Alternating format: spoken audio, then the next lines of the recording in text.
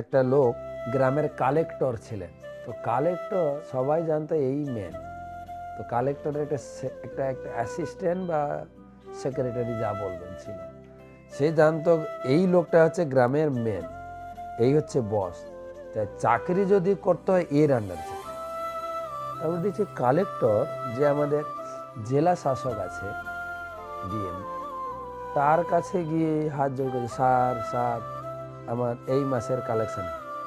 আমি চিন্তা করছি তাহলে কালেক্টরের থেকে এই লোকটা উপরে, তাহলে কালেক্টরের কাছে চাকরি করবো কেন? করবো তো এর কাছে করব, তার কাছে করছে। কালেক্টরকে একদিন দেখছেন সে যে ওখানকার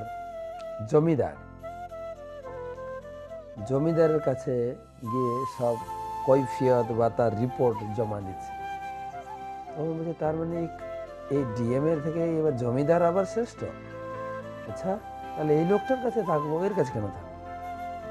জমিদার একদিন, তখন রাজা ছিল একজন মৌলবী, কি বলা যায়, মুসলিম রাজা।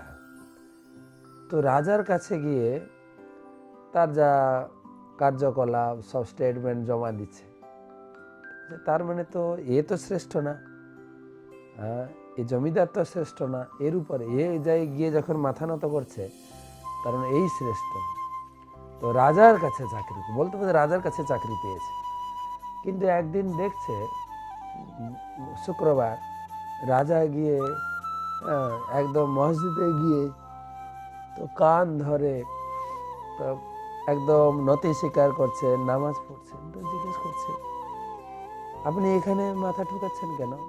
আপনি তো সবার মালিক, আপনি রাজা দেশের, আপনি সবকিছু, তো আপনি আবার কার কাছে মাথা নত করছেন? দূর বোকা কোথাকার, আমি কি শ্রেষ্ঠ? আল্লাহ সৃষ্টিকর্তা, তিনি হচ্ছেন শ্রেষ্ঠ। তার কাছে আমরা সবাই কৃতদাসের মতো, আমাদেরকে তিনি ত্রিগুণে ধরে ঘুরাচ্ছেন। আমরা রজ্জুবদ্ধ সেই বলদের মতো আমরা ঘুরছি চক্রাকারে। তিনি হচ্ছেন শ্রেষ্ঠ, তিনি হচ্ছেন ষষ্ঠ।